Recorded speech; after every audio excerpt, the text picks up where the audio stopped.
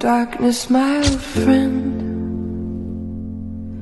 I've come to talk with you again. Hai guys, Assalamualaikum. Welcome back to my channel. Kepada yang baru dan channel aku, terima kasih sudah singgah ke channel aku. Kepada subscriber aku, terima kasih sudah menonton video aku lagi dan lagi. Okey, seperti tajuk yang tertera di bawah, aku akan share dengan korang pengalaman aku pergi ke kolam memancing. Okey, dia berbeza tau. Kolam memancing ni adalah tempat di mana korang kena bayar. Dan kalau korang pergi mancing biasa tu tempat bebas lah, kat mana-mana sungai, laut dan sebagainya kan. Jadi kisah yang aku nak share dengan korang ni, pengalaman aku pergi teman bapak aku memancing dengan pengalaman aku pergi kolam pancing. Antara dua tu cerita dia. Dan cerita dia seperti yang macam kolam pancing ni tempat yang memang orang sediakan lah. Maksudnya memang ada owner dia buat kolam dia. And tempat mancing ni terbuka. So bila terbuka ni pemandangan aku lebih kepada yang memang di sekeliling kawasan. Jadi ini aku akan share dengan korang. Aku sebenarnya bukanlah suka memancing ataupun pandai memancing. Tapi daripada aku sekolah rendah sampai aku sekolah menengah, aku suka teman bapak aku pergi memancing. Memang kerap sangat-sangat. Aku ada abang, tapi abang aku ni dia belajar jauh kan. So akulah teman bapak aku. Aku memang selalu sangat kira intim gila lah dengan bapak aku. Aku memang suka teman dia pergi memancing. So bapak aku ni dia bermusim tau. Ada time dia suka mancing tu dia suka gila-gila. Boleh dikatakan every weekend dia akan pergi memancing. So far aku dengan bapak aku ni biasa ke kolam mancing lah sebab bapak aku kerja. So every weekend tu kita mau tu pergi kolam mancing. Sebab kolam mancing ni kadang-kadang kita dah pasti dah setidak-tidaknya kita dapat ikan. Kalau macam kita pergi just terjah je kat mana-mana tempat mancing ni belum tentu dapat ikan kan. Kena kesabaran yang sangat-sangat panjang lah. So dia bawa anak perempuan, dia pun tak nak tunggu lama ni pergi kolam, dia prefer pergi kolam. So banyak sangat kolam mancing yang aku teman bapak aku pergi. Tetapi ada satu kolam mancing ni yang aku nak cerita dengan korang. Tempat dia ni dirahsiakan dekat negeri mana, tapi tempat dia ni adalah kolam masa tu boleh dikatakan dia baru lagi ada kat situ, tapi famous sangat. Ramai orang pergi kat situ. Okey, mula-mula masa bapak aku ajak pergi tu, dia ikan siakap tak silap aku. Ikan siakap ke ikan patin. Aku tak ingat dah ikan apa. Tapi yang pasti ikan besar lah. Jadi kisah yang pertama ni terjadi di kolam pancing yang kita orang baru pergi.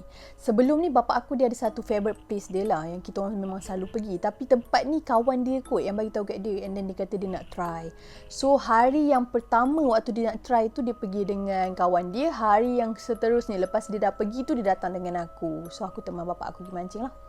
Jadi tempat dia cantik. Biasalah kolam pancing kan, dia sediakan kerusi, lepas tu kolam dia bulat, dan ada tempat yang jual umpan dan sebagainya, dan ada toilet. Jadi masa aku hari pertama, kira first time bagi aku lah, masa tu aku rasa macam tak suka. Aku rasa macam tempat dia cantik tau. Dia ada macam hiasan, ada batu-batu. Okey, memang nice lah. Kiranya kalau macam orang yang suka memancing bawa wife dia ke ataupun bawa anak dia ke apa semua, memang macam okey. Tempat tu macam okey. Cuma bila first aku pergi tu aku rasa macam tak best. Masa tu aku umur berapa Aku tak ingat lah aku sekolah rendah ke sekolah menengah. Tapi masa tu aku macam dah macam otak aku ni dah berkembang lah. Maksudnya tak adalah aku ni macam budak-budak sangat. Jadi masa aku pergi dengan ayah aku tu, first aku dah rasa macam tak seronok. Lepas tu tunggulah bapak aku mancing kan. And then aku perhatikan saja kat kolam. Jenis aku kan, aku akan perhati dua benda kalau aku teman bapak aku mancing. Sama ada aku akan pandang kat dia punya joran tu, ataupun aku pandang kat dalam kolam tu. Sebab aku nak tengok ada ikan ke tak. Lepas tu, ada satu ketika tu, masa aku tengah tengok kolam tu kan, aku ada nampak satu macam, aku tak tahu ini jelmaan ke ataupun benda tu memang ada wujud ke haiwan seperti tu. Aku tak sure. Yang pasti dia panjang. Dia tak macam ikan tapi dia macam naga.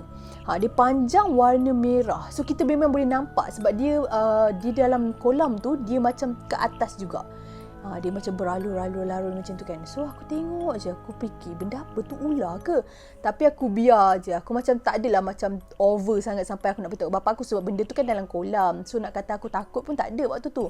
Jadi aku biarkan saja. Aku pun tunggulah. Lama sangat bapak aku tak dapat ikan.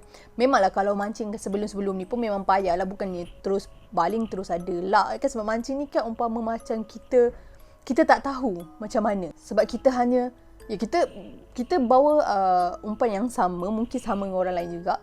So kira lah kalau dapat, kalau tak ada kan. Kira rezeki masing-masing kan. So macam memang lama gila lah tunggu bapak aku tak sangkut. Lepas tu nak dijadikan cerita, datanglah satu hamba Allah ni. Okey, dia dua orang lelaki. Datang duduk dekat pondok yang sebelah tepi tu. Dia bukanlah macam pondok, dia ada macam atap zinc tu, lepas tu ada kerusi. So pot yang sebelah lah kan. Dia duduk belah sini, belah sini. So masa dia duduk tu, dia baru je baling joran dia terus sangkut ikan. Bayangkan, dia baru sampai, lepas tu dia baling terus je joran dia sangkut kan. Ikan terus makan dia punya umpan. Lepas tu bagi aku masa tu sebagai seorang budak-budak, bagi aku macam ni rezeki dia lah kan. Lepas tu tak dah lama lepas dia dah angkat tu, dia baling lagi kan. Dalam selang tak sampai setengah jam macam tu, dia dapat ikan lagi. So bapak aku macam tengok-tengok lah. Biasa memang macam tu lah. Kalau kita memancing, orang sebelah kita dapat, kita tak dapat, dia akan tertengok-tengok kan apa semua. Dan untuk pengetahuan korang, dekat area situ ramai orang yang tak dapat ikan daripada orang dapat ikan. Tapi ramai orang datang. Sampai ada satu lagi kumpulan tu, dia datang nak mancing tapi tak ada tempat untuk dia. So dia kena tunggu dulu sampai habis time orang lain tu baru dia masuk. Nak ceritakan betapa famousnya tempat kolam ikan ni. Lepas tu, bapak aku ni still tak dapat ikan lagi tau. Dia tunggu. Aku dah start boring. Biasalah kan, aku dah rasa start boring. Lepas tu ada orang meniaga situ, aku dah start hulu. Aku dah hulu ke hilir lah, beli makanan apa semua. Kejap-kejap beli keropok lah apa semua kan. Bapak aku pun okey lah bagi aku pergi semua. Sebab tak lama kan, aku pun teman dia, dapat upah sikit lah.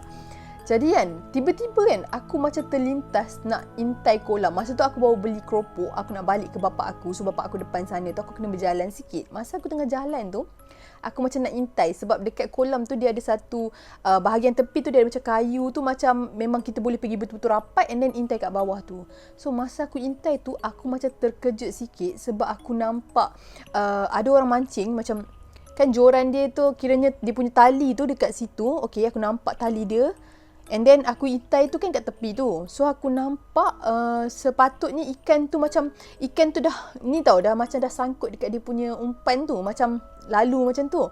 Lepas tu ada satu lagi jelmaan. Aku memang yakin sangat itu jelmaan sebab waktu dia, ikan tu tengah lalu dekat bahagian umpan orang tu, dia datang daripada jarak jauh tapi muka dia bulat, lepas tu belakang dia halus je. Muka bulat tu dia tak ada mata, dia tak ada apa, mulut. Maknanya bulat, dia ada macam mulut yang tajam-tajam tu, dia terus ngap ikan tu. So ikan tu kena makan macam tu dan benda tu lalu. Lepas tu dia ke depan, yang tadi yang muka bulat tu, dia pergi ke depan tu kan, dia lepaskan ikan tu pun pergi macam tu sahaja. And aku macam terfikir, tu mainan ke memang alat dekat dalam kolam tu yang orang tu letak ke? Masa tu aku macam was-was jugalah. Aku rasa macam itu jelmaan yang aku nampak. Tapi dalam masa yang sama aku fikir macam mainan ke? Sebab ikan tu hidup, maknanya ikan tu bukan kena makan lah. Okay, lepas tu aku pun terus buat tak tahu, aku terus jalan pergi balik kat bapak aku. Aku pun duduk. Aku tunggu. Bapak aku memang tak dapat ikan tau masa tu. Lepas tu orang sebelah ni, dia dapat lagi. Tak silap aku 4 ekor dah kot dia dapat. Lepas dia dapat 4 ekor tu, tapi kawan dia tak dapat tau. Lepas dia dapat 4 ekor tu kan, dia pun pergi duduk kat kerusi dia. So aku ni pun macam tengok lah pakcik ni kan. Jadi bila aku tengok pakcik tu, aku baru perasan dekat sebelah kiri dia tu ada macam satu, macam mana aku nak cakap rupa dia, ada benda yang berpaut dekat lengan dia sini tau. Benda tu berpaut, dia seperti ular tetapi dia bukan ular dia macam, dia berbelit macam ular warna hitam. Lepas tu dekat bahagian ujung tu dia macam bentuk kepala, tahu tak kepala keris yang ada ukiran yang jenis tebal tu kan, yang besar tu kan. Dia dekat situ, dekat bahagian tangan pakcik tu. So aku macam tengok, aku macam fikir takkan tu gelang dia kan. Lepas tu aku tengok, aku pun pandang buat tak tahu. Tak dan berapa lama tu aku tengok lagi sekali tangan dia tu, aku dah tak nampak benda tu. Aku memang tak nampak. So aku rasa macam itu adalah satu jelmaan. Aku tak tahu sama ada itu kepunyaan pakcik tu ke, ataupun benda tu singgah ke apa. Tapi aku dapat rasakan setelah bila aku dah besar, bila aku fikir balik benda ni, aku rasa macam mungkin pakcik ni dia ada amalkan apa-apa ilmu ke, ataupun dia sendiri ada protection apa-apa ke, wallahu alam. Aku pun nak cakap pun sebab aku tak tahu kan. Cuma itulah dia macam rezeki dia murah waktu tu, dapat. Lepas tu macam nak dekat dah lewat sikit je, macam nak dekat kita orang nak balik tu, bapak aku macam last lah, kira dia baling tu last nak tengok dapat ikan ke tak. Dia baling tu tak dapat ikan lagi. Lepas tu aku nampak satu jelmaan yang tadi tu, yang bulat tu. Lepas tu dia datang laju-laju, ramai-ramai. Lepas tu ada yang naga merah tadi tu, dia lalu kat depan tu, dia melintasi tali bapak aku tu. Lepas tu terus bapak aku tarik. So umpan tu tak ada. And then ikan tu terus pergi. Lepas tu ada ikan lain yang lalu tu, ikan yang seperti macam ikan jelmaan aku rasa. Dia lalu-lalu, yang kepala bulat tadi tu datang, langgar, hilang. Lepas tu dah settle semua, kita orang nak balik lah masa tu. Jadi on the way nak balik tu, bapak aku kena bagi bekas yang letak umpan apa semua dekat tempat ni lah, dekat bahagian kaunter. Masa duduk kat situ kan, baru aku nampak aquarium dia dekat belakang kaunter tu. ada ikan yang sama macam dekat dalam kolam tu. Tapi hakikatnya bila aku tanya kat ayah aku, besarnya ikan tu, aku cakap kat ayah aku kan. Ayah aku cakap itu ikan siakap ke, tak silap aku. Siakap. Lepas tu ayah aku tanya orang tu kata yang itu special, tak jual. Memang dia bela dekat dalam aquarium. So kalau kita fikir logik pun, bapa aku tak nampak apa yang aku nampak, yang macam naga dengan ikan kepala bulat tu. Jadi apa yang aku rungkaikan adalah kolam tu sebenarnya dia meniaga, tetapi dalam masa yang sama dia nak untung. Dia memakai satu benda yang supaya macam mana, dia mungkin ada daya tarikan kat situ. Kita tak boleh cakap benda ni pelaris sebab benda ni bukan macam pelaris yang aku pernah nampak. Dia nak macam mana, dia bagi orang macam akan datang, ketagih datang kat situ, tetapi dalam masa yang sama tak dapat ikan.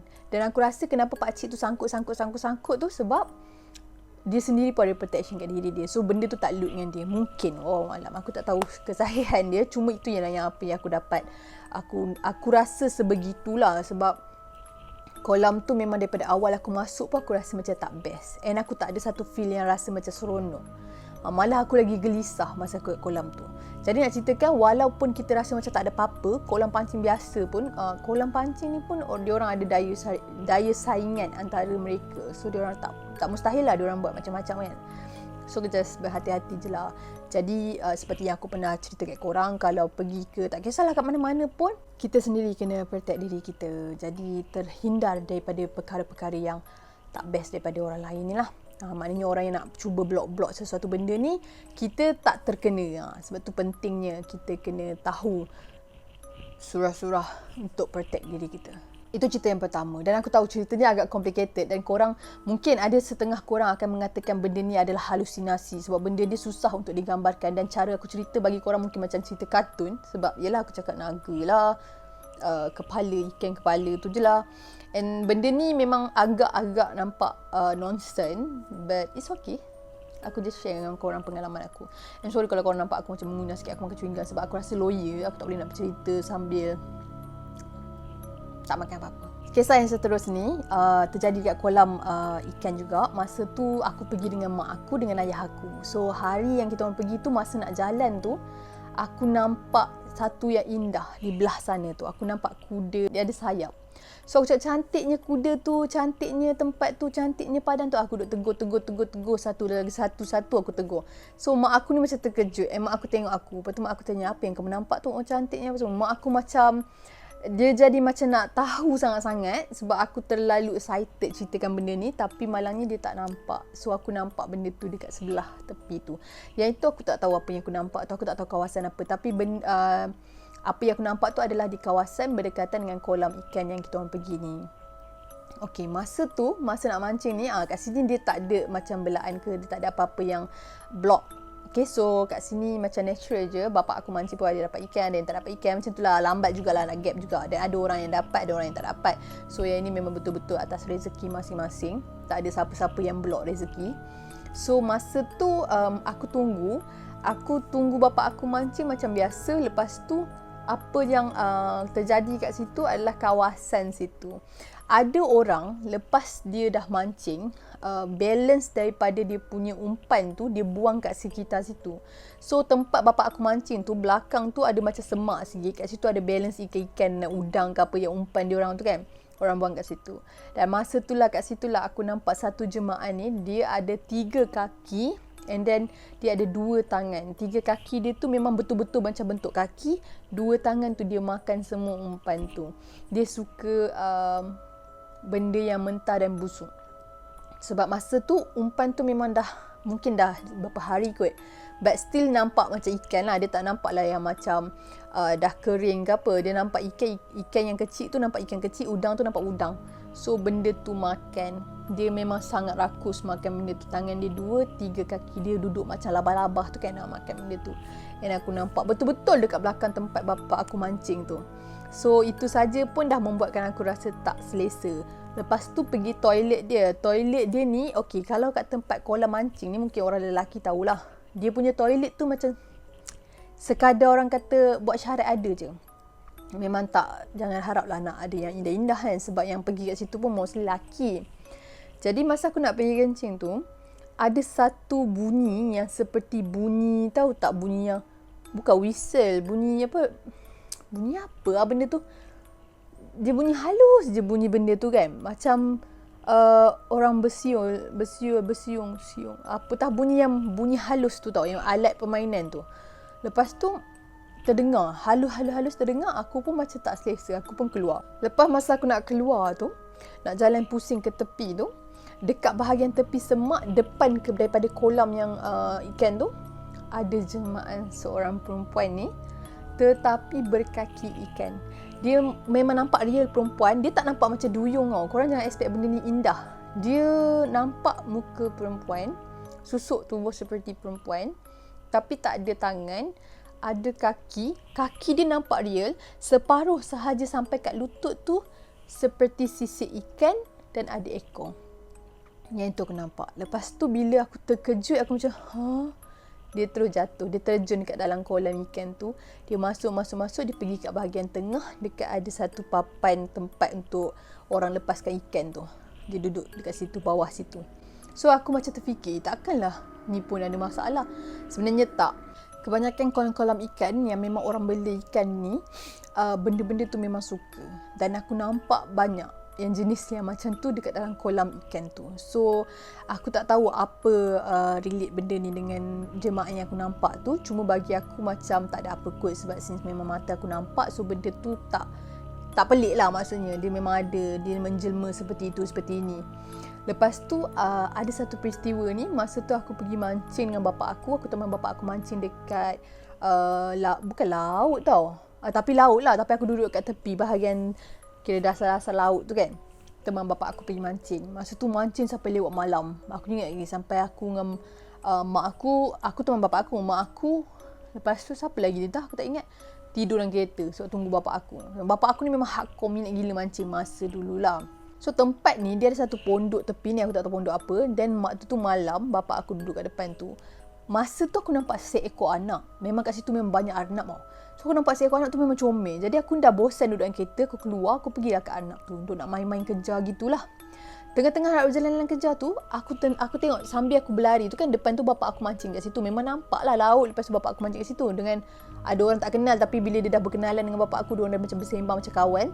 Lepas tu aku nak pergi ke tepi. So laut ni pada waktu malam, bila mana orang-orang mancing tu, dia ada satu macam mana ada aura daripada laut tau. Aku tak tahu ini jenis yang macam mana.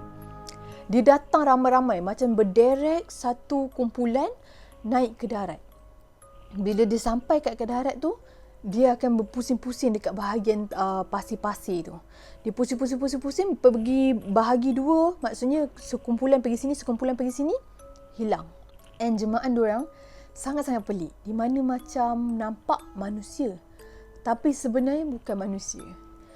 Dia macam mana nak cakap, dia nampak satu cahaya kegelapan di bahagian bawah tu yang hanya kita nampak sama-sama sahaja. And ramai sangat.